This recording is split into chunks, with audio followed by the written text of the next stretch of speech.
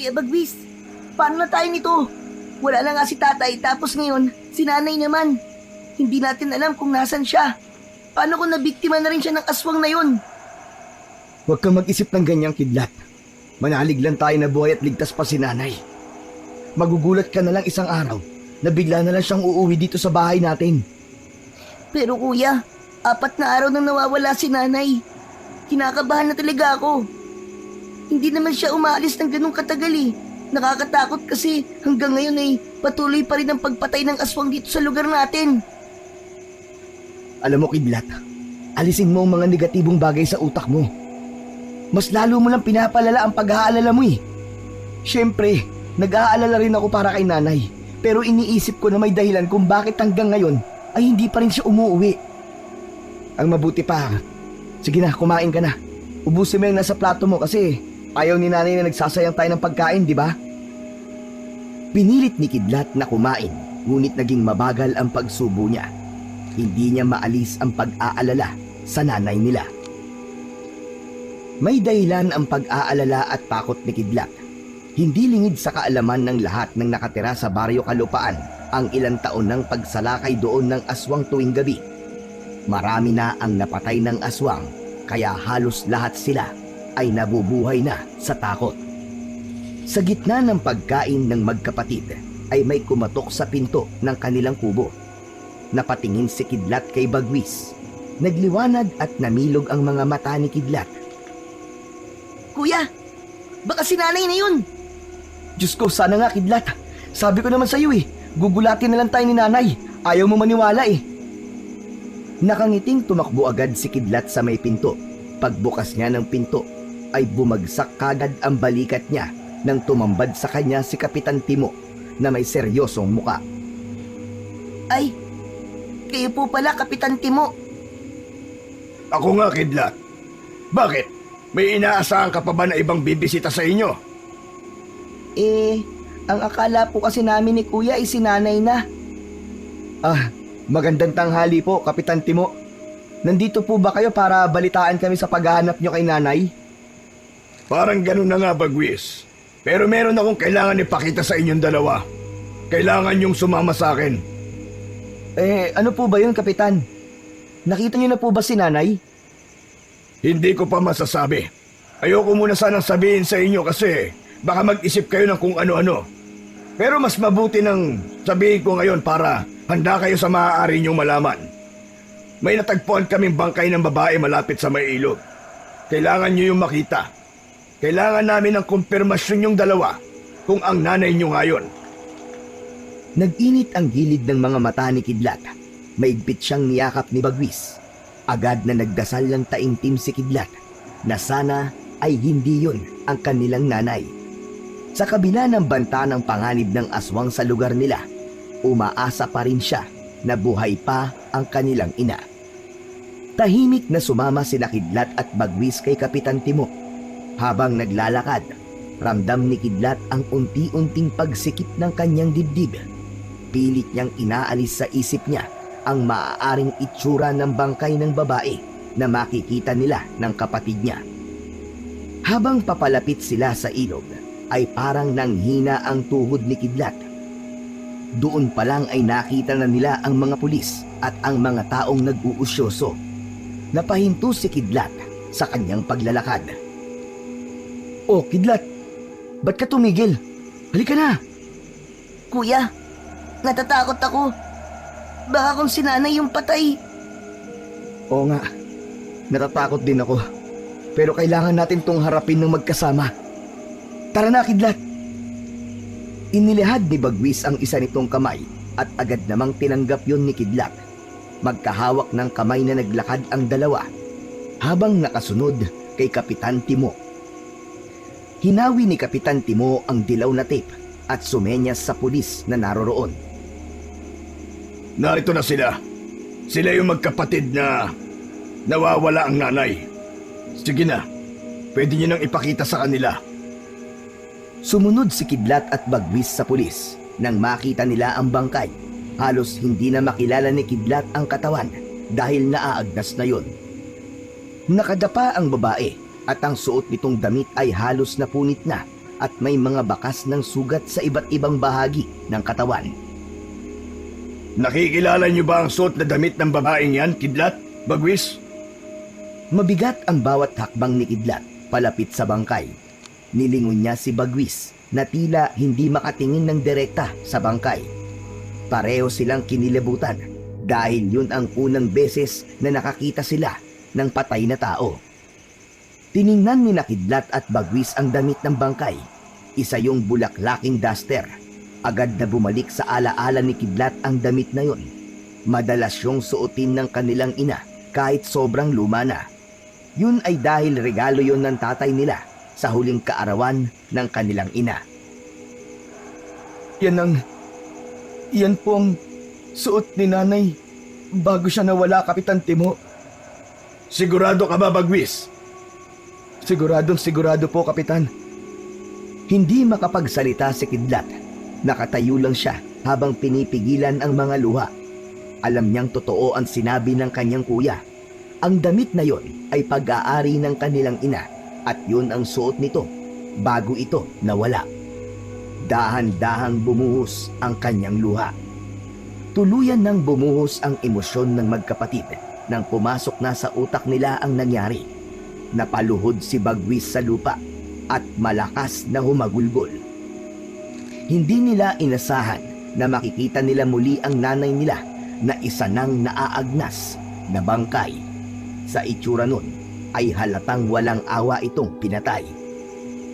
Nanay, sinong pumatay sa'yo? Bakit niyo kami iniwan, Nay? Nay! Nanay ko, paano na kami ngayon? Nay!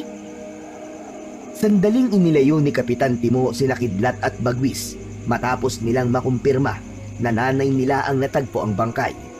Pinainom sila nito ng tubig at hinintay na kumalma. Yung aswang! Siya ang pumatay kay nanay, di ba? Malaki ang posibilidad, Kidlat. Pero hindi pa tayo sigurado. Iniimbestigahan pa ito ng mga pulis. Hintayin natin ang magiging resulta ng investigasyon nila. Pero kilala ko ang mga pulis. Hindi sila naniniwala sa aswang. Tayo lamang na nandito sa baryo Kalupaan ang naniniwala sa ganoong nilalang. Dahil ilang beses na itong nangyayari. Nakikiramay ako sa inyo magkapatid. Kapitan, parang awa niyo na. Tulungan niyo kami. Hindi na pwedeng ganito. Kailangan natin tapusin ang aswang na yon. Dahil sigurado ako, hindi si nanay ang magiging huli niyang biktima. Marami pang bata ang mawawala ng magulang kagaya namin. Hanggat malaya ang hayop na aswang na yon. Huwag kang mag-alala. Ginagawa namin ang ating mga tanod ang lahat na makakaya namin. Pero masyadong mailap ang aswang. Kaya hindi namin siya mahuli at mapatay. Hindi na makapag-isip ng tama si Kidlat. Tahimik lang siyang lumuluha. Naramdaman niya ang galit na namuo sa kanyang puso. Alam niyang hindi mawawala ang galit na yon hanggat hindi natutugis at napapatay ang aswang na kumitil sa buhay ng kanilang ina. Agad na inilibing ang nanay ni Kidlat. Hindi na yon naiburol dahil sa kalagayan ng bangkay nito. Napakasakit para kina Kidlat at Bagwis ang nangyari. Nung una, pinatay ng aswang ang tatay nila at hindi nila akalain na maging ang nanay nila ay ganun din ang magiging kapalaran. Matapos ang libing, ay umuwi na kagad ang magkapatid sa kubo nila. Mas lalong nalungkot si Kidlat dahil sa sandaling yon ay alam niya na wala na silang hihintaying nanay na babalik sa bahay nila. Kuya, paano na tayo ngayon? Wala na rin si nanay. Huwag ka mag-alala, Kidlat. May inalok na trabaho si Kapitan Timo sa akin. Tagapaglinis sa barangay hall. Okay na yun kaysa wala. Saka ang sabi sa akin ni Kapitan, hindi niya tayo pababayaan. Tapos ikaw, sa susunod na pasukan ay mag-aaral ka. Sisikapin ko na kahit high school ay makatapos ka kagaya ko. Kasi yun ang pangarap ni nanay at tatay para sa ating dalawa, di ba?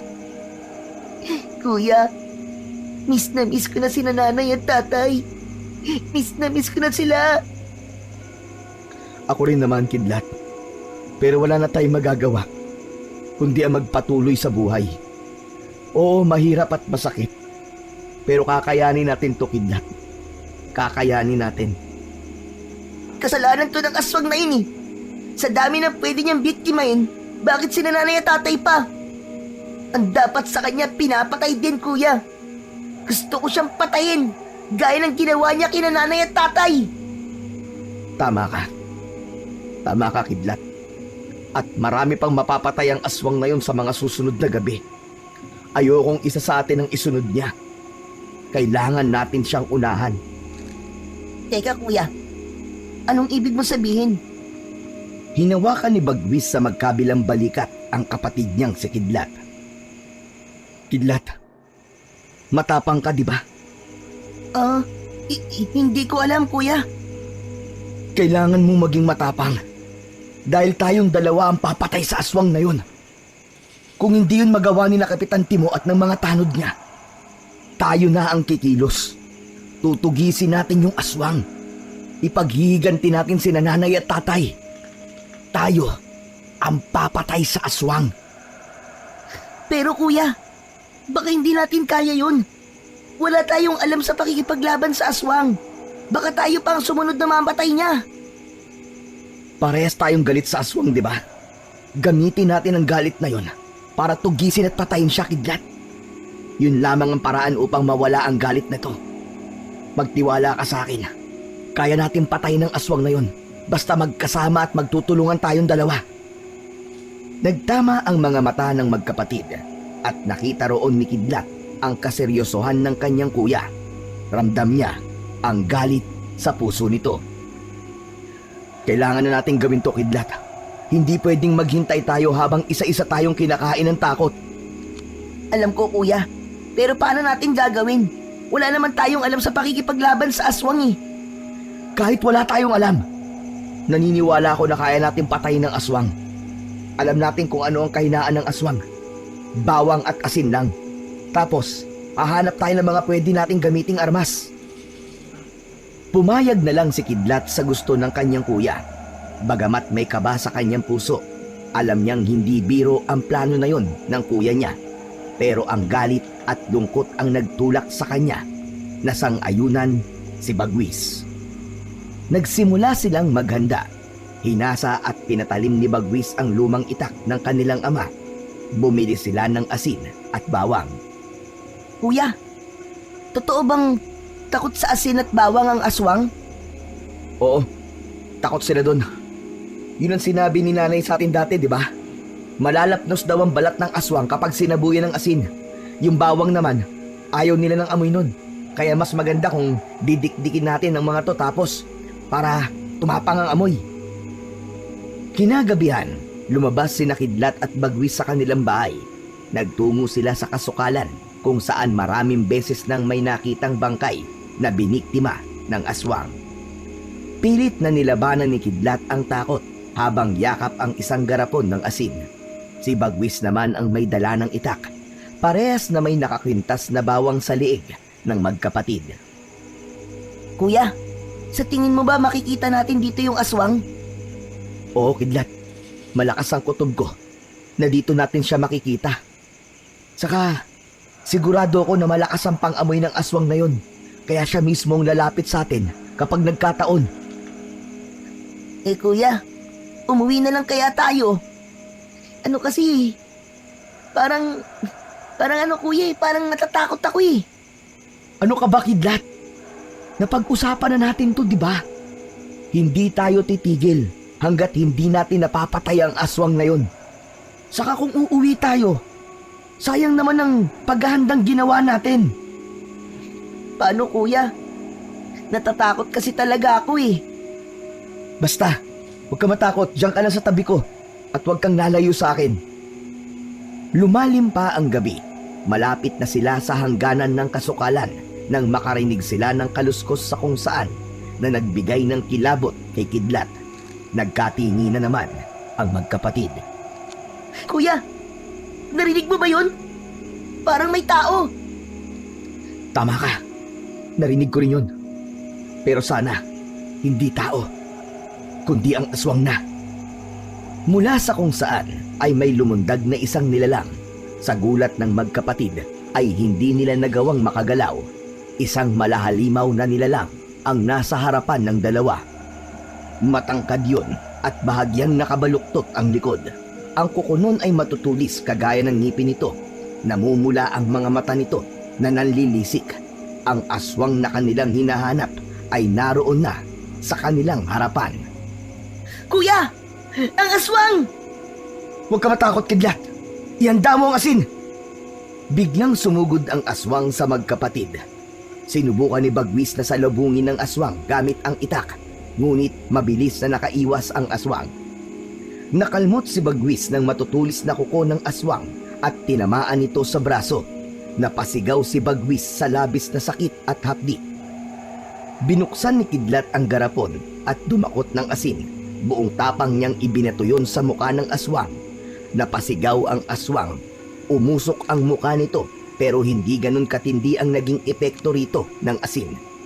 Nagpatuloy ang aswang sa pag-atake. Magkasunod na kinalmot at kinagat ng aswang sina Kidlat at Bagwis. Parehong napahandusay ang magkapatid sa lupa, sugatan at nanghihina. Napapikit na lamang si Kidlat. Alam niyang ilang sandali na lang, mawawala na silang dalawa.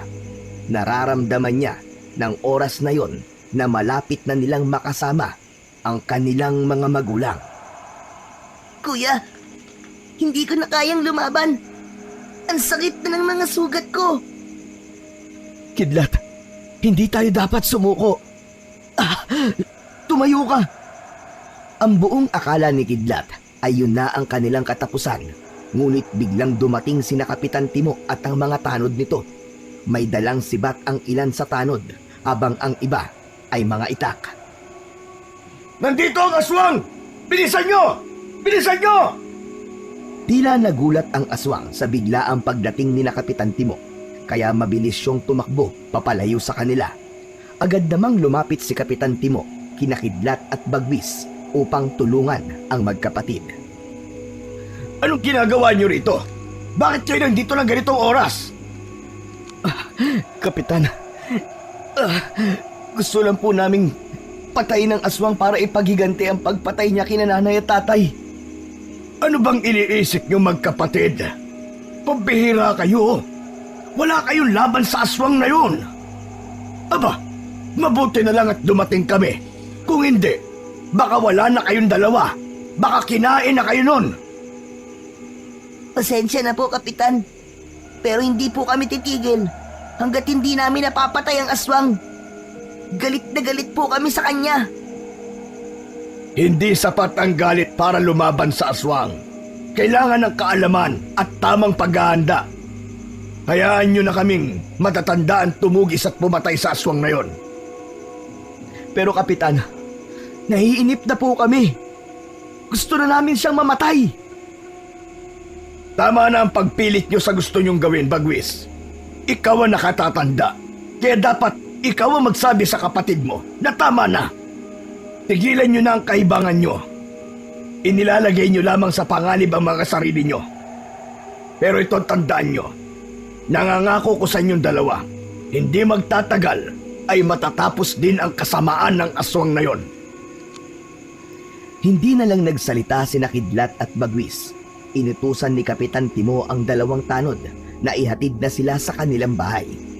Nais pa sanang dalhin ni Kapitan Timo ang magkapatid sa ospital dahil sa mga sugat nila, pero tumanggi ang dalawa. Sinabi na lang nila na mababaw lang ang mga sugat nila at kaya na nila yung gamutin ng sila lang.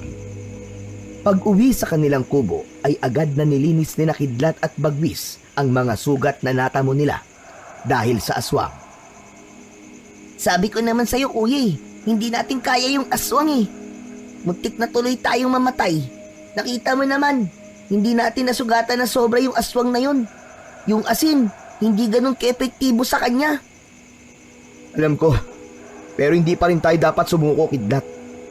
Nangako tayo na hindi tayo titigil hanggat hindi natin napapatay ang halimaw na yun. Ibig sabihin, kuya, haharapin natin ulit ang aswang. Hahanapin natin siya.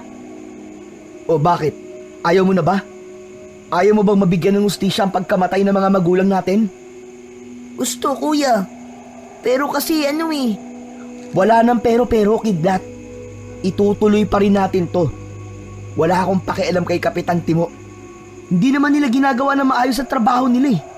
Kasi kung ginagawa nila ang lahat, dapat ay dati pa nila napatay yung aswang.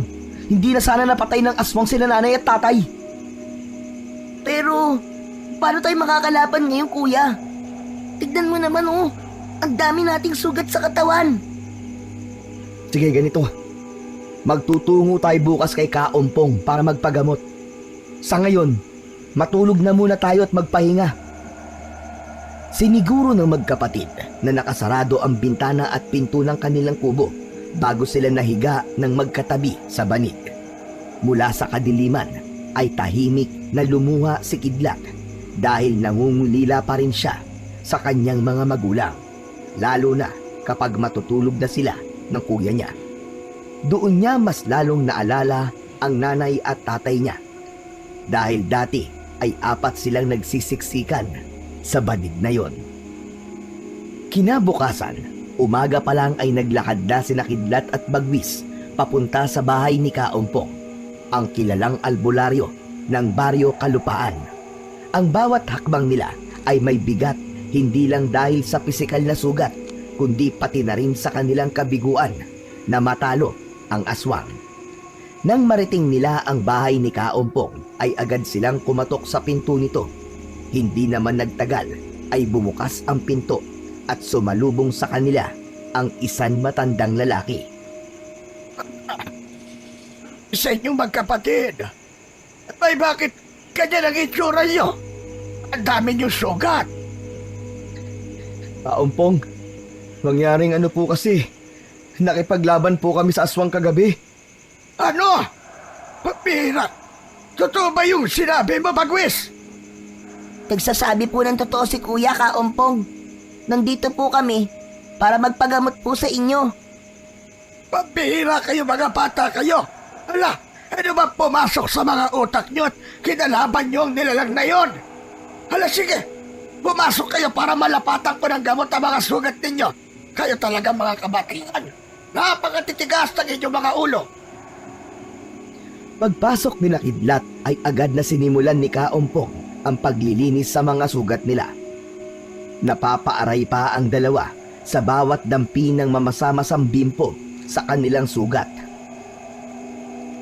Dalawa, nakakagulat ang ginawa ninyo. Ngunit hindi nyo dapat hinaharap ang isang nilalang na wala kayong alam kung paano yun magagapi. Masyadong mapanganib yun. Inatake ba kayo ng aswang o kayo ang umatake sa kanya? Totoo po niyan eh. Kami po ang umatake sa aswang, Kaompong. Nais naming ipaghiganti ang mga magulang namin.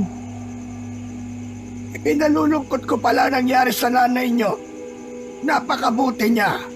Dahil kapag may sobra siyang gulay sa paninda niya palagi niya akong binibigyan. Pero mali pa rin na maghiganti. Bakit hindi nyo nalang hayaan sina Kapitan Timo sa trabaho nila? Hindi na po kasi namin kayang hintayin sina Kapitan Timo eh. Maraming taon na po nilang tinutugis ang aswang. Pero hanggang ngayon po, ay malaya pa rin siyang nakakapatay ng tao. Dahil hindi basta-basta ang aswang na nandito sa baryo Kalupaan. Malakas ang kutob ko na isa siyang supremo ng mga aswang. O sa ibang salita hanagob. Malakas na uri sila ng aswang at hindi sila basta natatalo ng mga pangkaraniwang pangontra sa aswang lamang. Ano po? Hanagob? Kaya po pala hindi siya masyadong tinablan ng asin nung isinaboy ko sa kanya. Noon pa man, kilala na ang baryong ito dahil sa takot na dala ng mga aswang. Malupit ang aswang na nandito sa lugar natin. Hindi ko alam kung may personat nagalit pa siya sa mga nakatira rito o sadyang nakita niya na magandang lugar ang Kalupaan para maghasik siya ng kasamaan. Maraming tao ang sinubukan na siyang sagupain pero walang nagtagumpay. Ano pong nangyari sa mga sububok na labanan siya? Marami ang namatay sa kanila, iho. May ibang nakaligtas pero natakot nang harapin ang aswang. may isang manunugis na muntik nang makatalo sa aswang. Isang lalaki na nagngangalang Alab.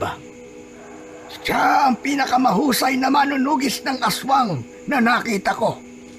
Tanyag siya sa buong bayan at walang aswang ang nakakaligtas sa kanya. Si Alab? Nasaan po siya ngayon? Bakit hindi na lang siya ang humarap sa aswang imbis na sina Kapitan Timo?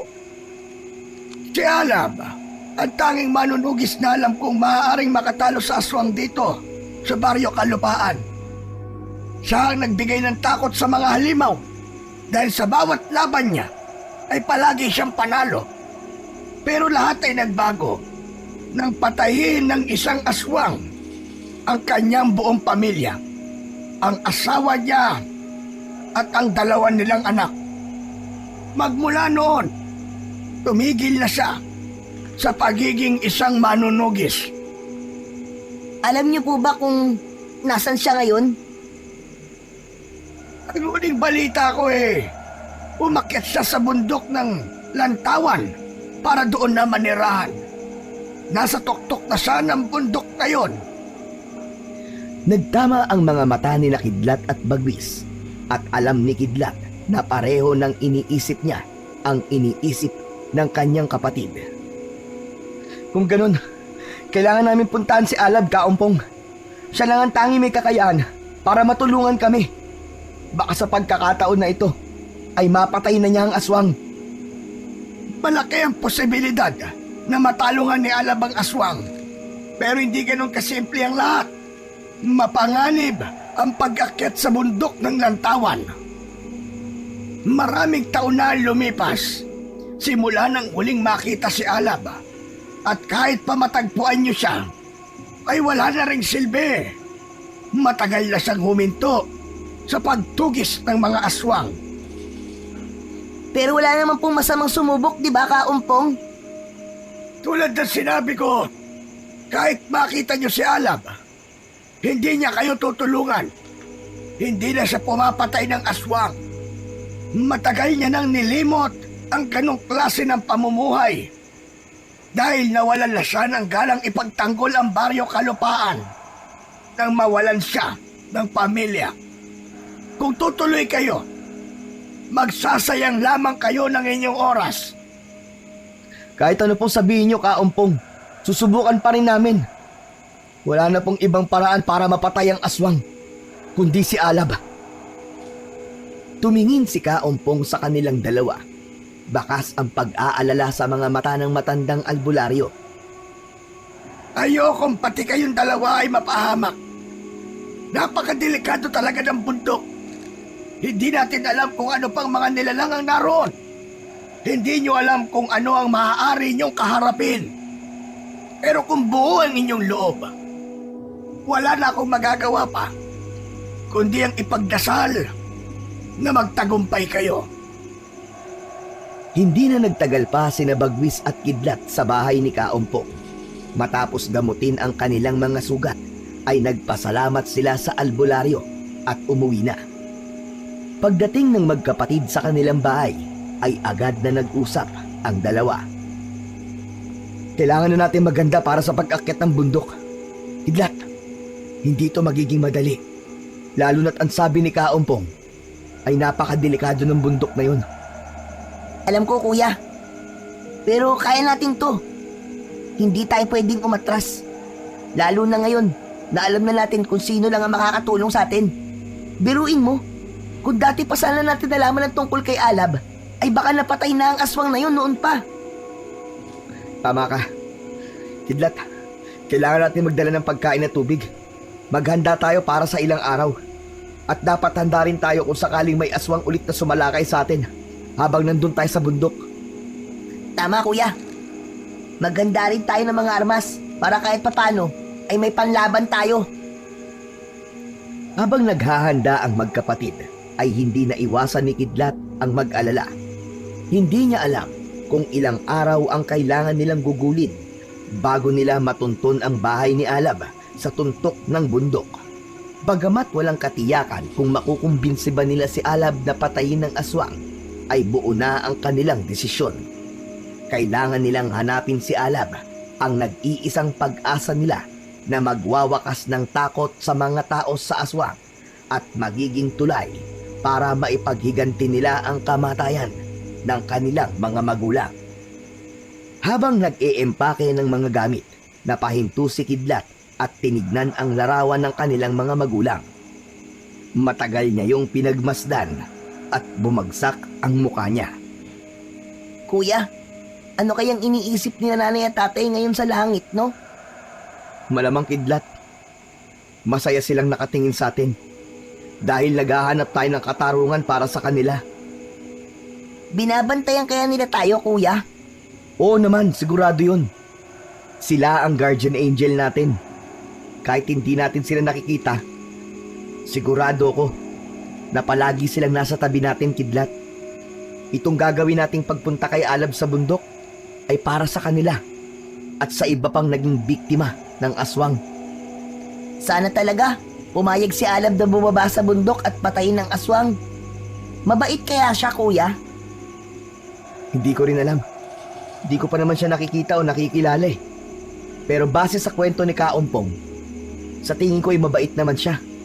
Kasi tumutulong siya sa mga tao eh. Kung sa bagay, Sige na, mamaya na tayo magkwentuhan. Tapusin muna natin tong ginagawa natin. kuya, pwede ko bang dali itong larawan ni nanay at tatay? Para mas maramdaman ko na kasama natin sila. Ikaw talaga. Oo naman, walang problema. Sige, dalin mo. Nakangiting inilagay ni Kidlat ang litrato ng kanilang magulang sa kanyang bag. Nang matapos silang maghanda, ay nagpahinga na muna ang magkapatid. Bagamat may takot at kaba, alam ni Kidlat na handa na sila ng kuya niya para sa pag-akyat nila sa bundok.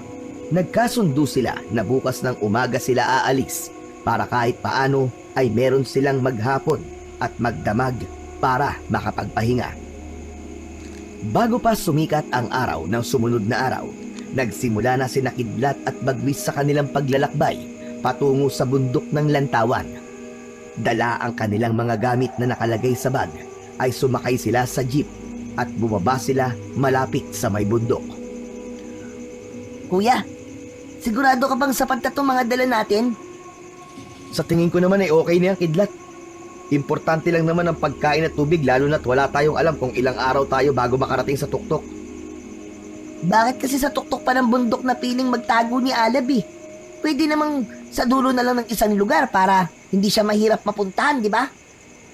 Ano ka ba naman, Kidlat? Siyempre, ayaw niya nang malapit sa mga tao. Baka kasi may mga pumilit sa kanya noon na bumalik sa pagiging manunugis tapos kulitin pa siya. Kaya nanirahan na lang siya sa bundok.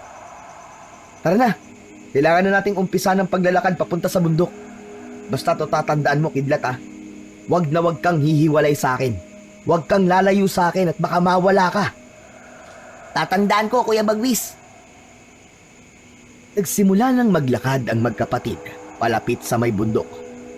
Naramdaman na nila ang malamig na hangin dahil sa maraming puno sa paligid. Tahimik na nagpatuloy ang magkapatid. Ang tanging tunog na narinig nila ay ang mga yapak nila sa lupa at ang maliliit na ingay ng mga kuliglig. Patuloy silang naglakad hanggang sa marating na nila ang bundok.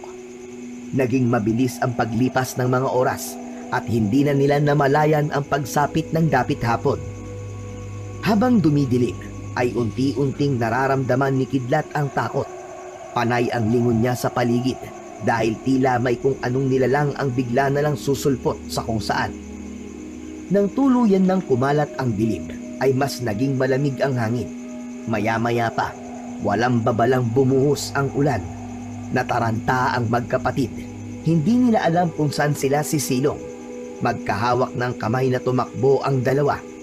Panay ang linga ni Kidlat sa paligid at umasa siya na may makikita siyang lugar na pwede nilang masilungan. Hanggang sa may nakita siyang maliit na kuweba sa hindi kalayuan. Kuya, doon! Ayun o, may kuweba! Doon tayo sumilong! Nasaan? Oo nga. Magaling, Kidlat, tara! Bilisan na natin! Bago pa tayo mabasa ng gusto! Nagmamadaling tumakbo ang dalawa patungo sa kuweba bago pa sila mabasa ng sobra. Pagdating nila roon ay mas lalong lumakas ang ulan, kasabay ng kidlat at kulog. Nabasaman sila ng kaunti. Kahit paano ay nakahanap sila ng ligtas na masisilungan. Mabuti na lang at nakita mo tong kuweba, Kidlat. Sa tingin ko iligtas tayo rito. Kaya dito na muna tayo magpapalipas ng magdamag. Bukas na natin ipagpapatuloy ang ating paglalakad paakyat ng bundok. Yung mga gamit at pagkain natin, kuya. Naku, baka nabasa. Sige, tignan natin. Pero sana naman hindi. Kidlat, nagugutom ka na ba? Oo, kuya. Kumain na kaya muna tayo. Sige, mabuti pa nga. Gutom na rin ako eh.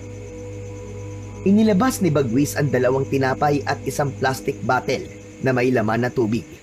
Pinagsaluhan nila yon ni Kidlat habang nakatingin sila sa labas ng kuweba at pinapanood ang pagpatak ng ulan. Habang kumakain ang magkapatid ay may narinig silang kakaibang tunog mula sa labas. Isang mahabang alulong na parang galing sa malayo. Nahintakutang napatingin si Kidlat sa kanyang kuya. Kuya, ano yun? Huwag kang matakot, Kidlat. Baka ligaw na hayop lang yun. Pero kuya, paano kung aswang yun? Hindi ba, ang sabi sa atin ni Kaumpong ay hindi natin alam kung anong meron dito sa bundok? Paano kung pati rito meron ding aswang? Kung aswang man yun, Kidlat, sa tingin ko'y malayo naman yun sa atin eh. Saka, mukhang di naman niya tayo makikita rito sa loob ng kuweba kaya kumalma ka lang. Huwag kang magpapatalo sa takot mo. Kasi hindi ka makakapag-isip ng tama kapag palagi kang ganyan. Hindi ko mapigilan ang takot ko, kuya. Hindi kaya dapat ay nakinig na lang tayo kay Kaumpong? Baka kung ano mangyari sa atin dito, kuya. Paano kung hindi natin matagpuan si Alab? Paano kung tayo naman ang mapahamak? Kidlat, tumingin ka sa akin. Wala tayong dapat pagsisihan. Nandito tayo para kay nanay at tatay. Hindi mo ba naaalala kung paano sila pinatay ng aswang na yon? Ginagawa natin to para sa kanila. Huminga ng malalim si Kidlat at pilit na pinakalma ang kanyang sarili. Tumango siya sa sinabi ng kanyang kuya, pero bakas pa rin ang kaba sa kanyang mga mata. Sige, ako na magbabantay ngayong gabi. Patulog ka na pagkatapos natin kumain. Ako na ang bahala dito, Kidlat. Hindi na tumutulpa si Kidlat. Humiga na sa isang sulok ng kuweba matapos kumain. Ngunit kahit ipikit niya ang kanyang mga mata, ay hindi mapawi ang takot na bumabalot sa kanyang dibdib. Samantala, si Bagwis naman ay nanatiling gising at binabantayan si Kidlat. Patuloy pa rin ang malakas na pag-ulan. Kinabukasan, tumila na ang malakas na ulan. Sumilip na ang haring araw sa silangan. Nang magising si Kidlat, ay nakita niyang tulog pa si Bagwis habang nakasandal sa gilid ng kuweba. Nagpasya si Kidlat na maghanap ng makakain para sa kanilang dalawa. 2 tinapay lang ang dala nila at tubig na lamang ang meron sila. Lumabas siya ng kuweba at tahimik na naglakad. Hindi pa man nakalalayo si Kidlat ay napangiti siya nang makakita siya ng puno ng bayabas na hitik sa bunga. Akala mo ay isang gutom na unggoy na inakyat ni Kidlat ang puno ng bayabas. Namitas siya ng ilang piraso, ngunit bigla siyang napasimangot nang may naamoy siyang hindi maganda. Mabaho at parang nabubulok na karne. Ano yun? Yak! Ang baho naman! Bumaba si Kidlat ng puno at hinanap ang pinanggagalingan ng nakakasulasok na amoy. Naglakad siya hanggang sa nakita niya ang isang patay na baboy ramo. Bahagya na yung naaagnas at kitang-kita sa katawan nito ang malalalim na sugat na parang kinagat ng isang malaking hayop. Nagtaasan ang balahibo ni Kidlat at agad siyang tumakbo pabalik sa kuweba. Pagdating niya roon, ay gising na ang kanyang kuya Bagwis. Kuya! Kuya! Gumising ka! Ano ba nangyari? Bakit parang takot na takot ka? Kuya, may nakita akong patay na baboy ramo. Sa tingin ko, aswang ang pumatay dun. Saan mo nakita? Dun lang kuya, malapit sa may puno ng bayabas. Mabaho na kuya. Malalim ang mga sugat niya na parang kinagat siya ng mas malaking hayop. Diba? Aswang lang ang kayang gumawa ng ganon. Pinuntahan ng magkapatid ang patay na baboy ramo. Dala ni Bagwis ang itak. Muntik nang masuka si Bagwis pagkakita sa patay na hayop. Mukhang tama ka, Kidlat. Aswang nga ang pumatay sa baboy ramo na to. Kung ganon kuya, meron ng aswang dito sa bundok. Yung alulong na narinig natin kagabi, malamang galing yun sa aswang. Oo, tama ka. Kaya kailangan nating maging mas maingat. Kailangan na nating makarating kagad sa tuktok ng bundok sa lalong madaling panahon. Sa nalamang yun ng magkapatid, ay kapwa sila lalong mas natakot sa ginawa nilang pag-akyat sa bundok na yon. Ganun pa man, parehas din silang determinado na marating ang kinaroroonan ni Alab. Naisip ni Kidlat na nasimulan na nila yon, kaya dapat ay tapusin na rin nila. Inakala ni Kidlat na 1 o 2 araw lamang nilang aakyatin ang bundok. Ngunit 3 araw na ang lumipas ay wala pa rin sila sa tuktok nun. Pakiramdam ng magkapatid ay paikot-ikot lang sila. Hindi na nila matukoy kung saan ang tamang direksyon. Pagod at gutom na sila. Tinitipid na nila ang 1 bote ng tubig na meron sila. Kuya, bakit ganito? Paulit-ulit na lang tayong bumabalik dito. Naliligaw na yata tayo eh. Bumaba na lang kaya tayo ng bundok, kuya. Kidlat, hindi tayo dapat panghinaan ng loob. Makakahanap din tayo ng tamang daan. Kailangan lang nating magpatuloy. Sa pagsapit ng gabi, nagpasya silang magpahinga muna. Humiga si Kidlat sa mga dahon habang ang tiyan niya ay kumakalam dahil sa gutom. Kuya, nagugutom ako. Pakiramdam ko kinakain na ng bituka ko ang iba ko pang lamang loob. Minom ka na lang muna ng tubig. Huwag mong uubusin, ha? Hindi na to kain ng tubig lang, kuya eh. Kailangan ko na talaga makakain. Sandaling tumahimik si Bagwis habang naaawang nakatingin sa kanyang nakababatang kapatid. Sandali lang, Kidlat. Huwag ka mag-alala. Maghahanap ako ng makakain natin. Magpahinga ka na muna at babalik din kagad ako. Sasama na lang ako sa'yo, kuya. Hindi na kailangan, dito ka lang. Bantayan mo ang mga gamit natin. Hindi naman ako lalayo eh. Sige, kuya. Mag-iingat ka. Tsaka, bumalik ka kagad ha. Nakangiting tumango si Bagwis. Dinala nito ang itak sa pag-alis nito. Nang mawala si Bagwis sa paningin ni Kidlat, ay bumalik siya sa pagkakahiga. Umiikot na ang paningin niya nang dahil sa gutom. Kung alam lang sana nila na maliligaw sila, sana ay dinamihan nila ang tinapay na dinala nila. Tumitig siya sa mga bituin na sumisilip mula sa mga sanga ng puno. Naalala niya na nung buhay pa ang tatay niya ay madalas niya itong samahan na tumingin sa kalangitan kapag puno yun ng bituin. Pagkalipas lamang ng ilang sandali, biglang napuno ng kakaibang katahimikan ang kagubatan. Wala siyang naririnig na kahit na ano hanggang sa biglang bumalikwas ng bangon si Kidlat nang marinig niya ang pagsigaw ni Bagwis. Kidlat! Kidlat, tulungan mo ako! May aswang! Kuya Bagwis! Nabigla si Kidlat at agad niyang kinuha ang garapon na puno ng asin.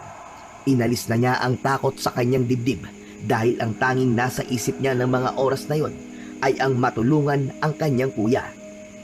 Tumakbo si Kidlat patungo sa direksyon kung saan nagpunta ang kapatid niya. Makalipas lamang ang ilang segundo ay natagpuan niya si Bagwis na nakikipagpambuno sa isang aswang.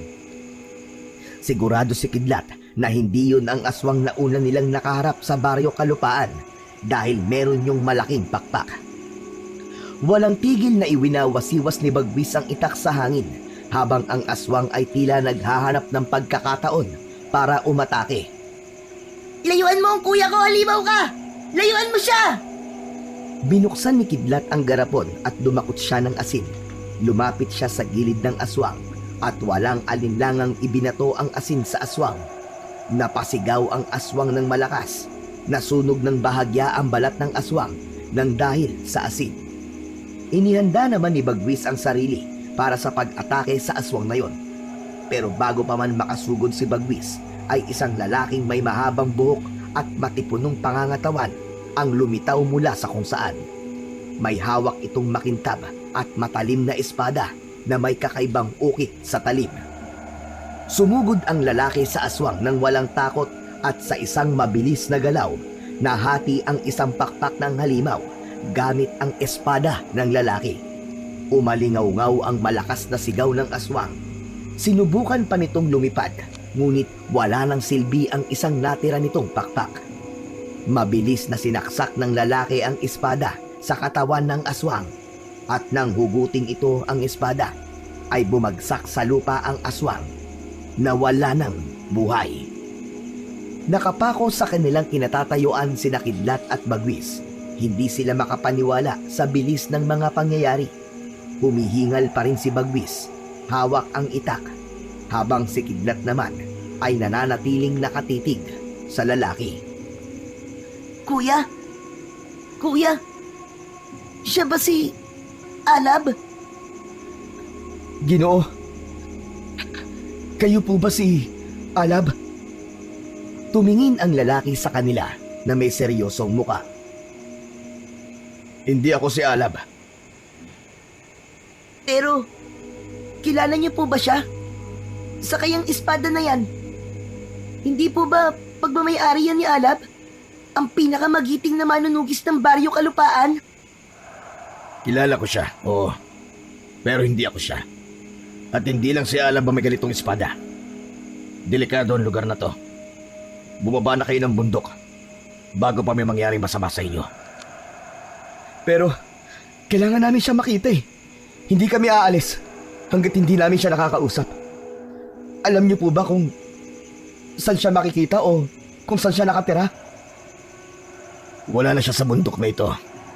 Sa pagkakaalam ko, ay lumipat na siya ng tirahan niya. Sundin niyo na lamang ang sinabi ko. Bumaba na kayong dalawa ng bundok dahil wala na rito ang hinahanap ninyo.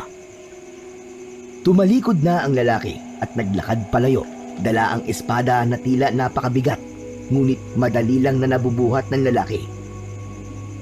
Kuya, anong gagawin natin ngayon? Ano pa nga ba? Sundan natin siya. Ano? Pero bakit? Para saan pa? Ang sabi niya, wala na rito si Alab, di ba? Hindi. Malakas ang kutob ko na may alam siya tungkol kay Alab. O kung hindi man baka siya talaga si Alab at itinatanggi lang niya. Sundan natin siya ng palihim. Napabuntong hininga si Kidlat, sabay sang-ayon sa nais ng kanyang kuya. Nagpatuloy sila sa pagsunod sa lalaki mula sa malayo. Hindi nila inalis ang mata sa misteryosong lalaki. Halos isang oras na ang nakalipas at patuloy pa rin na sinusundan nila Kidlat at Bagwis ang matipunong lalaki sa ilalim ng madilim na kalangitan. Hindi pa rin nawala sa isip ni Kidlat ang mahusay na kilos at pakikipaglaban ng lalaki sa aswang na para bang sanay na sanay itong gawin ang mga bagay na yon. Kuya, nakita mo ba yung mga peklat niya sa katawan? Ang dami, no? Parang ang dami niya ng digmaan na kinaharap. Kaya nga Kaya malakas talaga ang pakiramdam ko na siya si Alab. Natigilan at nanlamig ang magkapatid nang huminto ang lalaki sa paglalakad.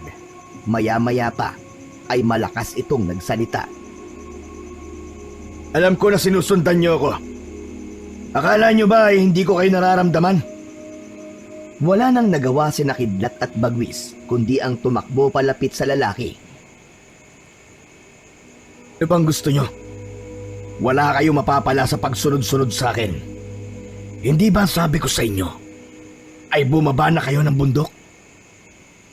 Gusto ka po sana namin makausap eh. Malakas po ang kutob namin na kayo po si Alab. Nagsalubong ang mga kilay ng lalaki at huminga ng malalim. Kung ako si Alab. Kung ganun, ikaw nga po talaga si Alab. Hindi sumagot ang lalaki na natiling matiim ang tingin nito sa magkapatid. Ginoo, kung kayo po si Alab, ay kailangan po namin ng tulong nyo. May isang mabangis at malakas na aswang na pumapatay sa mga tao sa Baryo Kalupaan. Kailangan po namin ng tulong nyo. May matandang albularyo po na nakapagsabi sa amin na ikaw lang po ang makakapatay sa aswang na yun. Pinuntahan ka po namin dito para kumbinsihin ho na tulungan ang aming baryo. Nakikiusap po kami sa inyo, Ginoo. Kayo lang po ang pag-asa namin. Marahil ay wala nang silbi na maglihim pa ako sa inyo. Tama kayo. Ako nga si Alab. Ngunit, nagsasayang lamang kayo ng pagod at oras para puntahan ako rito. Dahil wala na akong pakialam sa baryong yon. Matagal na akong tumigil sa pagtugis ng mga aswang. Hindi niyo ako makukumbinsi sa gusto niyo mangyari. Hindi po kami aalis dito hanggat hindi ka po namin napapapayag. Kung ganun bahala kayo sa buhay niyo. Sige na, umalis na kayo. Magsasalita pa sana si Kidlat, pero nakarinig sila ng alulong mula sa malayo. Napayakap si Kidlat kay Bagwis dahil alam niya na isa yung aswang. Ginoo, kung hindi ka namin mapapapayag, ay baka pwedeng makituloy muna kami sa bahay mo kahit ngayong gabi lang. Delikado na kasi kung ngayong gabi kami bababa ng bundok eh. Baka may makainkwentro na naman kaming aswang. O sige, pumapayag ako. Pero bukas ng umaga, ay ayoko nang makikita ko kayo pagkagising ko. Nagkakaintindihan ba tayo? Opo, naiintindihan po namin. Muling naglakad si Alab. Habang nakasunod si Kidlat at Bagwis sa lalaki, ay hindi pa rin siya makapaniwala na natagpuan na nila ang kanilang hinahanap. Kuya, bakit naman sumuko ka na kagad sa pagkumbinsi kay Alab? Parang sinayang lang natin ang pag-akyat natin dito ah. Ano ka ba, Kidlat? Kunwari lang yun para malaman natin kung saan siya nakatira. Ibig sabihin, hindi pa rin tayo aalis dito bukas ng umaga? Oo, pero may iba ako naisip. Kung hindi natin siya mapipilit na magtungo sa Baryo Kalupaan, may isa pa akong plano. Anong plano naman yung kuya? Basta, tsaka huwag ka masyado maingay. Malalaman mo rin bukas. Tumahimik na tayo. Baka marinig pa niya tayo eh. Habang naglalakad sila paakyat sa tuktok ng bundok, nag-isip si Kidlat kung paano niya makukumbinsi si Alab sa nais nila. Sa tono kasi ng pagsasalita ni Alab ay tila desidido itong huwag silang tulungan. Makalipas ang ilang minutong paglalakad ay narating nila ang maliit na kubo na malapit sa tuktok ng bundok. Pinapasok sila ni Alab sa loob. Sinindihan nito ang isang gasera na nagbigay ng malamlam na liwanag sa loob ng kubo. Diyan na kayo matulog sa banig para kahit paano ay komportable kayo. Dito na lang ako, malapit sa may pinto. Mula sa bag ay inilabas ni Kidlat ang litrato ng nanay at tatay niya. Inabot niya yon kay Alab nang may pag-aalinlangan. Ano ito? Sinong dalawang tao na nasa litrato? Sila po ang nanay at tatay namin, Ginoong Alab. Pinatay sila ng aswang. Una, si tatay po. Tapos, sinunod naman ng hayop na aswang ang nanay namin. Hindi lang po kami ang mga batang nawala na magulang sa Baryo Kalupaan. Kaya po kami nandito. Kailangan po talaga namin ng tulong nyo. Kailangan kayang pumatay sa aswang na yun. Wala na po kaming ibang malalapitan. Ayaw na po naming may ibang mamatay pa sa baryo. Kayo lang po may kakayahang tapusin ito. Pakiusap po. Tulungan niyo po kami. Tahimik si Alab habang hawak ang litrato. Napansin ni Kidlat ang bigat sa mga mata ng lalaki. Hindi na napigilan ni Kidlat ang mapaiyak nang hawakan ni Bagwis ang kamay niya. Si Alab na lamang ang kanilang huling pag-asa. Maya-maya pa ay marahan na inabot pabalik ni Alab ang litrato kay Kidlat. Walang pagbabago sa malamig na ekspresyon ng lalaki. Alam ko kung gaano kasakit ang mawala ng mahal sa buhay. Nawalan din ako ng asawa at mga anak ng dahil sa aswang. Ngunit gaya ng sinabi ko kanina, wala na akong pakialam sa baryo Kalupaan. Matagal ko nang kinalimutan ang pagiging manunugis. May sarili akong mga demonyong nilalabanan. At yun ay ang araw-araw kong paninisi sa aking sarili na hindi ko nagawang iligtas ang aking mag-iina. Pero ang ibang tao ay nailigtas ko. Kaya ngayon, ako naman ang makikiusap sa inyo. Huwag nyo na akong pilitin sa bagay na hindi ko na kayang gawin pa. Matulog na kayong dalawa at agahan nyo ang pag-alis bukas ng umaga. Pinahira ni Kidlat ang luha sa kanyang pisngi. Tumingin siya kay Bagwis na bagsak ang muka. Kuya, ano nang gagawin natin ngayon? Ayaw niya talaga eh. Hayaan na lang natin siya sa desisyon niya. Matulog na tayo. Wala nang nagawa pa si Kidlat kundi ang humiga sa banig. Ramdam na nila ang pagod, kaya kahit bago sila sa bahay na yon, ay mabilis silang dinalaw ng antok. Bago pa tuluyang sumikat ang araw, ay ginising na ni Bagwis si Kidlat. Nakita nila si Alab na natutulog sa tabi ng pinto. Nagtungo sila sa likod ng kubo at doon sila nag-usap. Aalis na ba talaga tayo, kuya? Hindi na ba natin pipilitin si Ginoong Alab? Hindi na natin siya pipilitin. Pero may iba akong naisip na paraan. Sa ngayon, gumawa tayo ng paraan para pagising niya ay hindi siya magalit sa atin. Ipagluluto natin siya ng almusal. Ano ba kasing plano niyan, kuya? Bakit hindi mo pa sabihin sa akin? Basta, magtiwala ka na lang sa akin. Sige na, bilisan mo. Magpabaga ka na dito. Tapos, ako naman maghahanap sa loob ng mailuluto. Bumalik si Bagwis sa loob ng kubo, habang si Kidlat naman ay sinimulan na paapuyan ang kalan na naroon. Pagbalik ni Bagwis ay may dala na itong kaldero na may laman na kamote. Nilagyan nila yon ng tubig at isinalang sa may apoy. Hindi nagtagal ay narinig ng magkapatid ang pag-init ng kawayang sahig. Indikasyon na gising na si Alab.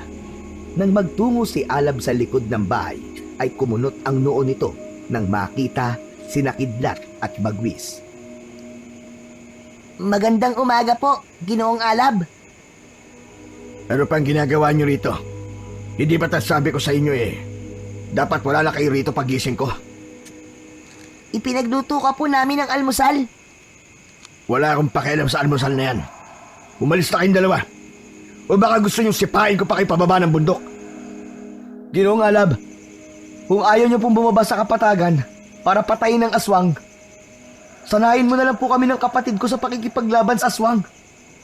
Para nang sa ganun po kami na po mismo ang pumatay sa aswang na nasa aming baryo. Napaismid si Alab sa sinabi ni Bagwis, pero may bahagyang pagkalito sa kanyang mga mata. Tumingin ito sa magkapatid at nagtanong. Oh, sasanayin ko kayong dalawa? Alam niyo ba kung anong hinihiling niyo sa akin? Opo, alam po namin ang panganib sa paglaban sa aswang. Pero kung tuturuan niyo po kami ng kaalaman niyo, magkakaroon kami ng laban sa aswang kahit papaano. Naiintindihan po namin kung bakit tuminto kayo sa pagiging manunugis. Kaya sana naman po ipasa niyo na lang po sa amin ang kaalaman niyo. Para kami na po na mismo ng kapatid ko ang tumapos sa aswang na nagdudulot po ng takot sa mga tao sa baryo Kalupaan. Hindi pa kayo determinadong patayin ng aswang na yon. Mga bata pa kayo. Hindi niyo ba alam kung gaano kahirap talunin ng isang aswang? Papatayin kayo ng mga yon nang walang alinlangan. Gusto po namin ng hustisya para sa nanay at tatay po namin. Hindi lang po para sa kanila, kundi para na rin po sa iba na nabiktima ng aswang. Kaya pakiusap po, Ginoong Alab. Kung hindi nyo kayang ipagiganti ang baryo namin, sanayin nyo na lang po kami.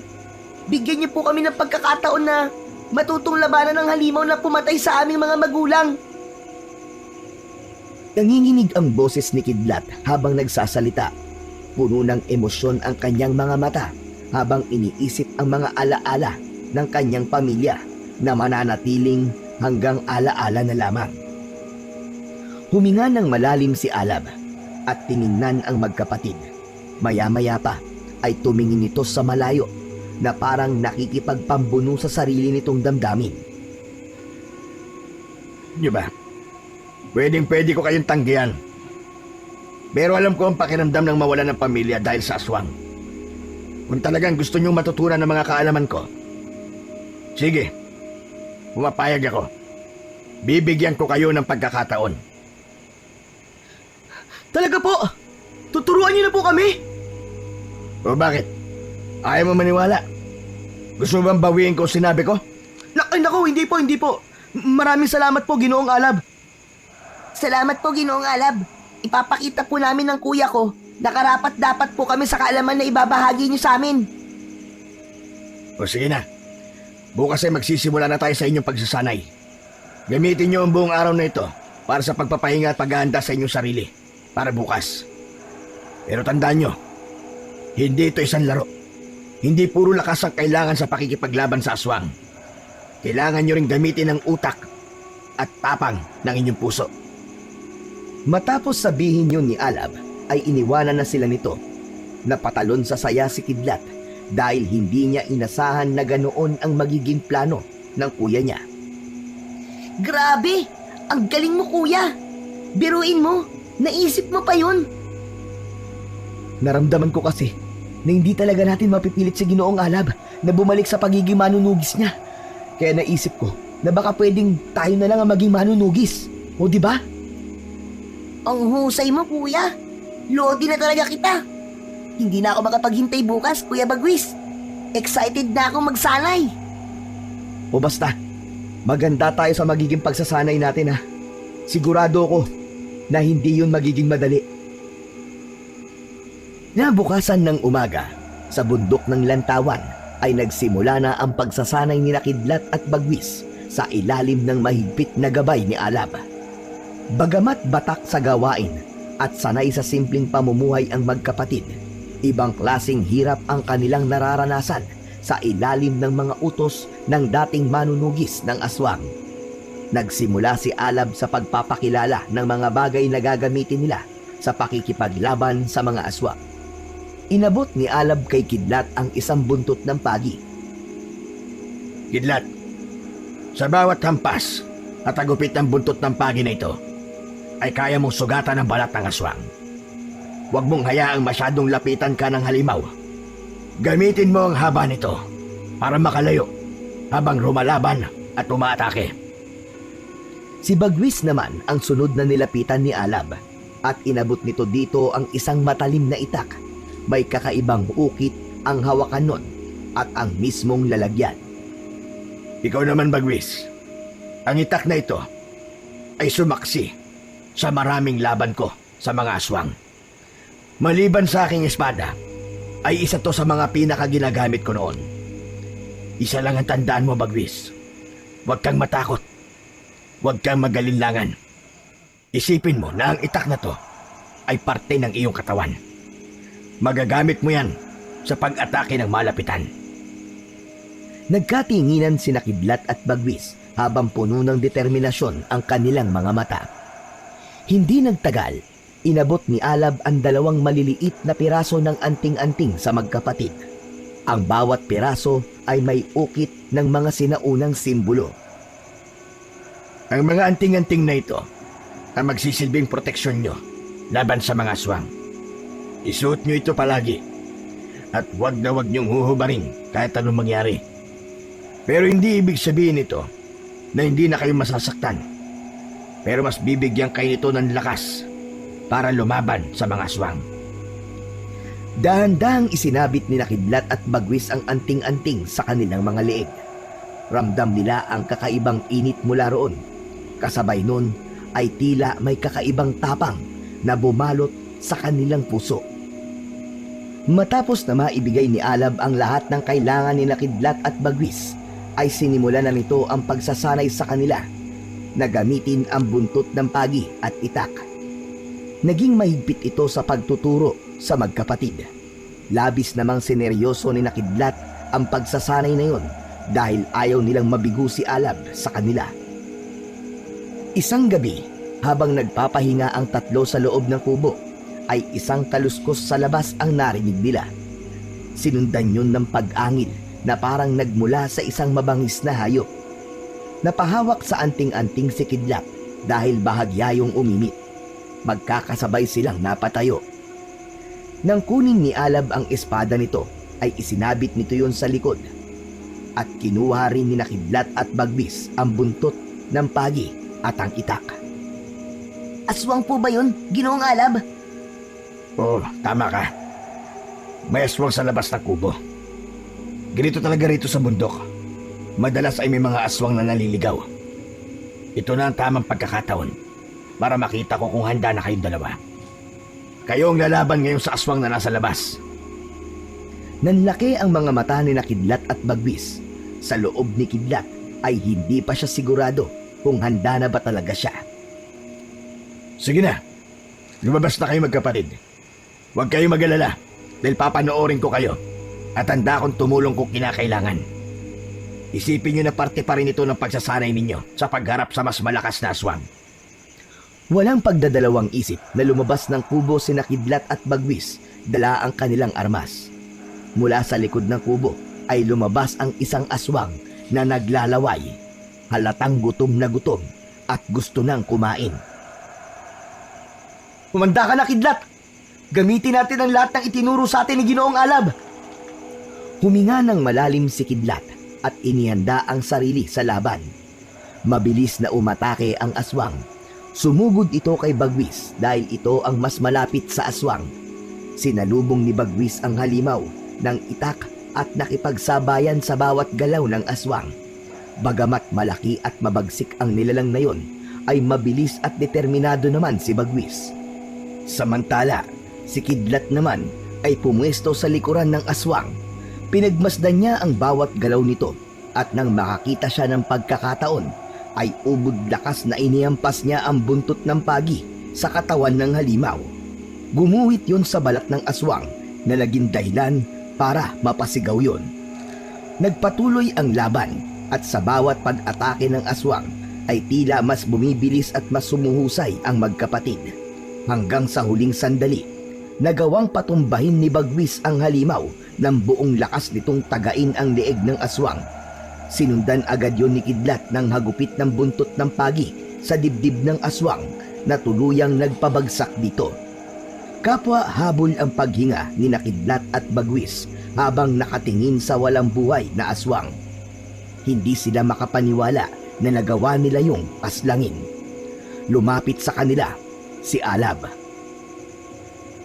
Basta po ang ginawa namin, Ginoong Alab. Pasado na po ba kami ni Kuya Bagwis ko? Sa tingin ko, handa na kayo. Kaya nyo na. Kaya bukas na bukas din, bumaba na kayo sa baryo Kalupaan para patayin ang aswang na naroon. Huwag nyo akong bibiguin. Maraming salamat po, Ginoong Alab. Hindi po namin matututunan ang lahat ng ito kung hindi po dahil sa inyo. Salamat po dahil hindi ka po naging madamot sa inyong kaalaman. Alam ng magkapatid na hindi pa tapos ang laban, pero sa pagkakataong yon, alam nilang handa na sila sa susunod na yugto ng kanilang misyon, ang paghihiganti sa aswang na pumatay sa kanilang mga magulang. Kinabukasan, bago pa sumikat ang araw, ay naghanda na sina Kidlat at Bagwis sa pagbaba nila sa bundok. Inihatid sila ni Alab sa labas ng kubo. O paano? Mag-iingat na lang kayo sa pagbaba nyo sa bundok. Basta, diretsuhin nyo lamang ang daan. Sundan nyo lang yon at hindi kayo maliligaw. Salamat po ulit, Ginoong Alab. Hayaan niyo po. Kapag natalo namin ang aswang, ay babalik kami rito para balitaan kayo. Lumapit si Alab sa magkapatid at ipinatong nito ang mga palad sa ibabaw ng kanilang ulo. Binabasbasan ko kayo ng aking karunungan at kakayahan. Naway magtagumpay kayo sa inyong misyon. Gabayan sana kayo ng ating lumikha. Ikaw, Kidlat, at Bagwis, Magtulungan kayong dalawang magkapatid. Pagkatiwalaan ninyo ang inyong lakas. At higit sa lahat, ang isa't isa. Ngumiti si Kidlat sa sinabi ni Alab. Hindi po namin makakalimutan ang lahat ng itinuro niyo po sa amin. Mag-iingat kayo sa inyong pag-uwi. Huwag niyo akong bibiguin. Malaki ang tiwala ko sa inyong dalawa. Sige na, umalis na kayo para hindi kayo abutin ng dilim sa daan. Sa huling pagkakataon ay nagpasalamat ang magkapatid kay Alab bago sila nagsimulang bumaba ng bundok na dala ang mga aral at karunungan na ibinahagi sa kanila ng magiting na manunugis. Naglakbay pababa ng bundok sina Kidlat at Bagwis. Naging madali at mabilis ang kanilang ruta dahil alam na nila ang tamang daan. Bitbit nila ang kanilang mga sandata, ang buntot ng pagi at itak na bigay ni Alab, pati na rin ang mga anting-anting na nagbibigay ng proteksyon sa kanila laban sa mga aswang. Pagdating nila sa baryo Kalupaan ay madilim na. Kapansin-pansin ang kakaibang katahimikan sa lugar. Lahat ng bahay ay nakasarado at wala silang nakitang kahit isang tao sa labas. Nagdesisyon silang tumungo sa bahay ni Kapitan Timo upang alamin ang mga pangyayari. Pagkarating nila sa harap ng bahay ng kapitan, ay agad silang kumatok. Nagulat si Kapitan Timo nang buksan nito ang pinto at nakita sina Kidlat at Bagwis. Oh, Kidlat! Bagwis! Aba, buhay pa pala kayo! Oo naman po. Ano po bang akala nyo? Ang akala kasi namin ay patay na kayong dalawa dahil ilang araw na kayong nawawala. Abay, salamat sa Diyos at buhay kayong dalawa. Ano ba nangyari sa inyo? Saan kayo nagpunta? Ang totoo po niyan nagpunta kami kay Alab at sinanay niya kami para harapin ang mga aswang. Handa na kaming ipagtanggol ang baryo, Kapitan. Ano ka mo? Si Alab? Ang dating magiting na manunugis? Teka, nagsasabi ba kayo na totoo? Bakit naman kayo sasanayin ni Alab? At kahit patotoo ang sinasabi nyo, hindi ko pa rin alam kung kaya niyong talunin ang aswang dito sa ating baryo. Kapitan, magtiwala po kayo sa amin. Marami na kaming natutunan mula kay Ginoong Alab. Hindi pa rin ako pumapayag. Masyado pa kayong bata. Alam nyo ba, simula na mawala kayo, gabi-gabi nang may pinapatay ang aswang. Mga bata, matatanda, aba walang pinipili. Kaya pati umaga, takot ang mga tao na lumabas ng bahay nila. Wala na po kayong dapat na ipag-alala, Kapitan. Kayang-kaya namin patayin ang aswang na yon. Maniwala po kayo. Hindi, Kidlat. Makinig kayo sa akin. Kami nga na matatanda na ay hindi kaya ang aswang na yon. Kayo pa kaya ng mga bata lamang. At hindi rin ako naniniwala na sinanay kayo ni Alab. Matagal niya nang kinalimutan ang baryo Kalupaan. Kaya bakit niya kayo tutulungan at sasanayin? Magsasalita pa sana si Kidlat pero pinigilan siya ni Bagwis. Naiintindihan ka po namin, Kapitan. Huwag ho kayo mag-alala. Susundin namin ang gusto nyo. Uuwi na po kami ni Kidlat sa aming kubo. Mabuti naman, Bagwis. Huwag kayo mag-alala dahil ginagawa naman namin ang aming makakaya para mapatay na ang aswang. Umuwi na sina Kidlat at Bagwis sa kanilang kubo. Pagod na humiga sila sa banig habang nakatingin sa kawalan. Kuya, bakit naman pumayag ka sa sinabi ni Kapitan Timo? No ka ba naman, Kidlat? Di ba nakita ang pagkakatitig ko sa'yo kanina? Kunwari lang yun. Para namang hindi mo ako kilala. Dapat alam mo na sinabi ko lang yun para isipin ni Kapitan na sinusunod natin siya. Pero magro-ronda tayo gabi-gabi at hindi tayo titigil hanggat hindi natin napapatay ang hayop na aswang na yun. Hindi natin sasayangin ang natutunan natin kay Ginoong Alab.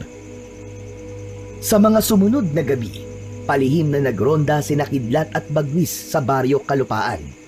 Nagdesisyon silang labanan ang aswang kahit pa mahigpit na ipinagbawal yon sa kanila ni Kapitan Timo. Lumipas ang ilang gabi ng pagroronda, ngunit walang bakas ng aswang na nakita sina Kidlat at Bagwis. Subalit isang gabi, habang naglalakad sila sa gitna ng masukal na kagubatan na malapit sa may baryo. Napansin ni Bagwis ang kakaibang ingay. Tahimik silang pumasok sa kagubatan. Walang ano-ano'y biglang nagpakita ang isang nilalang na matagal na nilang nais makaharap. Ang aswang na pumaslang sa kanilang ama at ina. Ngumisi ang aswang at ipinakita ang matatalas nitong mga pangil. Ha! May pangiti-ngiti ka pang hayop ka! Hindi kami natatakot sa'yo, halimaw! Hindi nag-atubili si Kidlat na agad na inilabas ang kanyang buntot ng pagi. Kasunod nun ay hinugot naman ni Bagwis ang itak sa kaluban. Mabilis na sumugod ang aswang. Iwinasiwas ni Bagwis ang itak sa aswang pero naiwasan nito yun. Nawala yun sa paningin nila. Kidlat! Sa likod mo!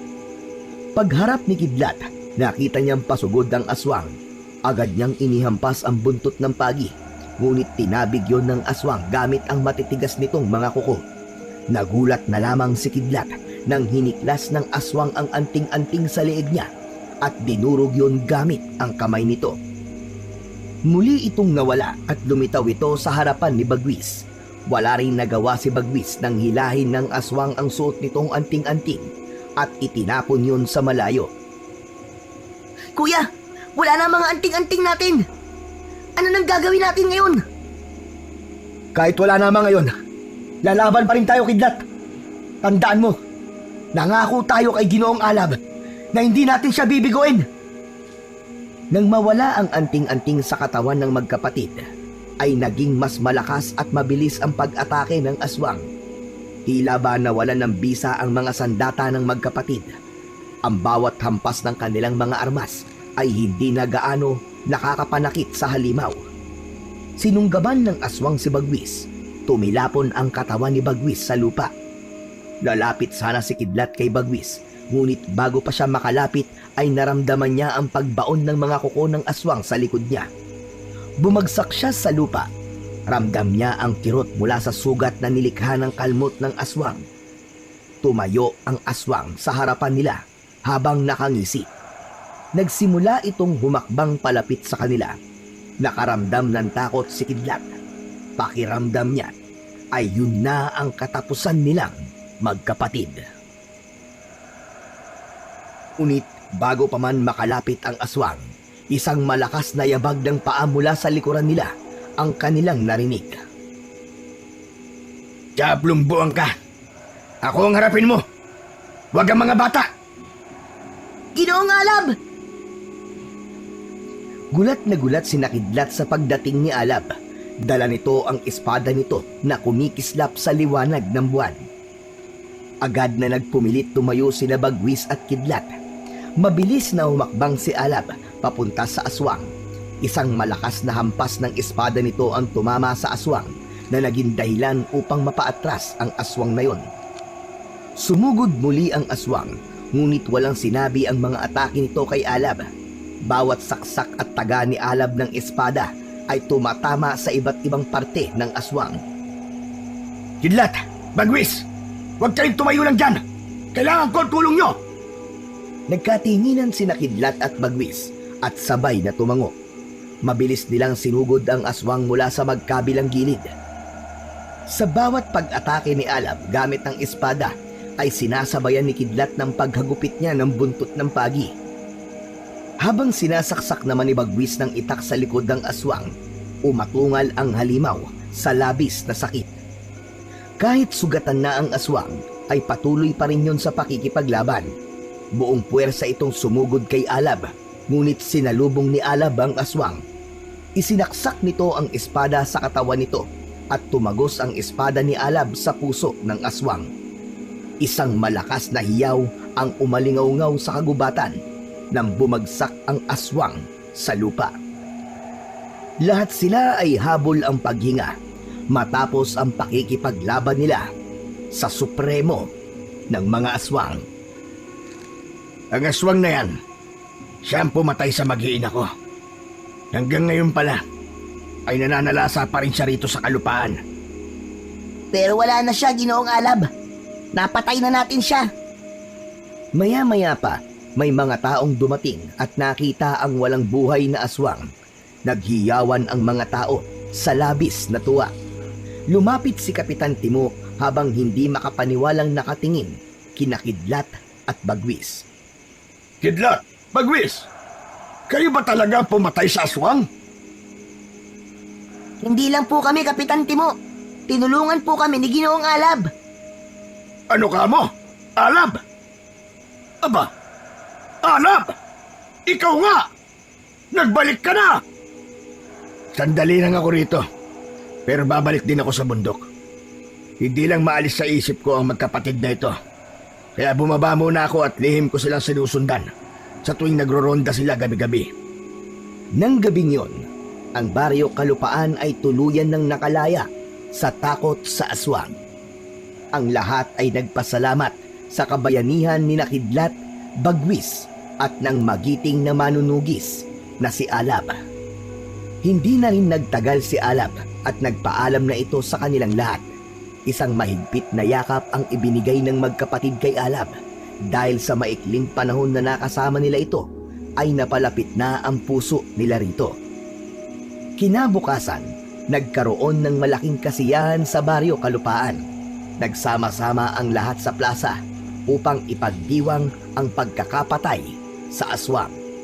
Masayang-masaya ang magkapatid dahil alam nila na nabigyan na nila ng katarungan ang lahat ng pinatay ng aswang sa kanilang lugar, kasama na ang ama at ina nila. Hindi man nun maibabalik ang buhay ng kanilang magulang.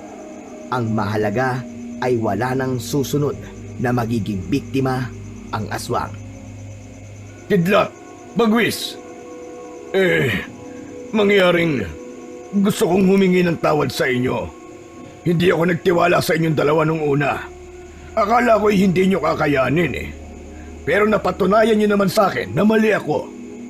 Habang buhay nang nakakabit sa baryo natin ang pangalan yung dalawa bilang mga bayani, kagaya ni Alab. Wala po yun. Naiintindihan namin, Kapitan. Mahirap talaga magtiwala. Lalo na't mga bata pa kami ni Kuya. Ano po kayong dapat na ihingi ng tawad sa amin, Kapitan? Ang mahalaga po, ligtas na po tayong lahat. Ligtas na ang baryo Kalupaan. Oo nga, tama ka. Huwag kayong mag-alala. Bilang kabayaran sa inyong kabayanihan, ay pag-aaralin ko kayong dalawa. Nangangako ko na hindi ko kayo pababayaan. Labis na ikinisaya ni Kidlat ang pabuya na natanggap nila mula kay Kapitan Timo.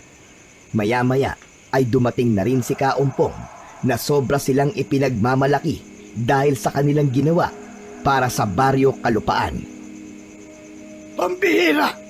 Hindi ko akalain na magtatagumpay kayo magkapatid na kumbinsihin si Alab na tulungan tayo. Simula kasi nang mamatay ang mag-iina niya, ay naging matigas na ang kanyang puso. Tama naman po kayo, Kaumpong. Matigas nga po sobra ang puso niya. Pero nahanapan po namin ang paraan ni Kidlat kung paano po yung palalambutin. Salamat din po sa inyo kasi kayo po nagsabi sa amin ng tungkol kay Alab. Marahil ay inadya ng Diyos na masabi ko sa inyo dahil kayo ang itinakda na tatalo sa aswang dito sa ating lugar. Maraming salamat sa inyong dalawa. Nagpatuloy ang kasiyahan at pagdiriwang sa baryo Kalupaan. Ngunit sa gitna ng masayang araw na yon, ay hindi naiwasan ni Kidlat ang malungkot. Kung siya lang kasi ang masusunod, ay nais niya na naroon si Alab dahil napakalaki ng naging ambag nito sa kapayapaan na meron ang baryo Kalupaan. Isang linggo ang mabilis na lumipas. Bumalik na sa normal ang buhay ng mga tao sa baryo Kalupaan. Hindi natakot ang mga tao na lumabas tuwing gabi. Nakakapaglaro na ang mga bata tuwing bilog ang buwan nang hindi natatakot. Patuloy pa rin ang mga papuri na natatanggap ni Kidlat at Bagwis. At ang isa sa ikinatuwa nila ng lubos ay marami ang nagpaabot ng tulong sa kanila. Isang umaga, tirik na ang araw pero mahimbing pa rin ang tulog ni Kidlat at Bagwis sa kanilang kubo. Kidlat! Bagwis! Gumising na kayo! Tanghali na pero nakahilata pa rin kayo dyan. Mga anak kayo ng teteng. Pupungas-pungas na nagising ang magkapatid at kapwa sila nagulat nang makita nila si Alab sa loob ng kanilang kubo. Ginoong Alab? Ikaw ba talaga yan? O nananaginip lang ako? Di ka nananaginip. Ako nga ito, Kidlat. Ano pong ginagawa niyo rito? Ang akala po namin ay nasa bundok na kayo. Oo, bumalik nga ako sa bundok. Ngunit napagtanto kong malaki ang posibilidad na muling may umataking aswang dito sa Baryo Kalupaan. Marami pa kayong dapat matutunan sa pakikipaglaban sa mga aswang na dapat kong ituro sa inyong dalawa. Hala, kung ganun po, sasanayin niyo ulit kami ni Kuya Bagwis. Tama ka, Kidlat. Hindi ako titigil hanggat sa maging magiting kayong mga manunugis ng aswang. Nais kong tiyakin na bago ako tuluyang umalis, kakayanin na ninyong harapin ang lahat ng uri ng aswang at mga halimaw na sasalakay rito sa Baryo Kalupaan. Ang sinabi ni Alab ay tumagos sa puso ng magkapatid. Bagamat napagtagumpayan nila ang isang laban, aminado sila na hindi pa sila ganap na handa sa mga mas malalaking banta na maaaring dumating. Kung ganun po, gagawin po namin ang lahat para matutunan ang mga ituturo nyo pa, Ginoong Alab. Handa po kami ni Kuya. Tama si Kidlat. Hindi kami titigil hanggat hindi kami nagiging tulad mo. Sa mga sumunod na araw, muling nagsimula ang mas matinding pagsasanay ni Kidlat at Bagwis. Hindi na yun katulad ng naunang pagsasanay na ginawa nila sa bundok. Mas malalim, mas komplikado, at mas mahirap ang naging pagsasanay nila sa ilalim ni Alab sa pagkakataon na yon. Natutunan nila ang kahalagahan ng disiplina, pag-aaral sa mga kahinaan ng kalaban, at pagkakaroon ng malakas na pananampalataya sa kanilang kakayahan. Habang umuusad ang kanilang pagsasanay, unti-unti ring tumibay ang relasyon ni Kidlat at Bagwis bilang magkapatid. Mas natutunan nilang magtiwala sa isa't isa at higit sa lahat, natutunan nilang harapin ang takot ng magkasama at naniniwala si Kidlat na darating ang araw na magiging kagaya nila si Ginoong Alab, isang malakas, matapang at magiting na manunugis ng mga aswang.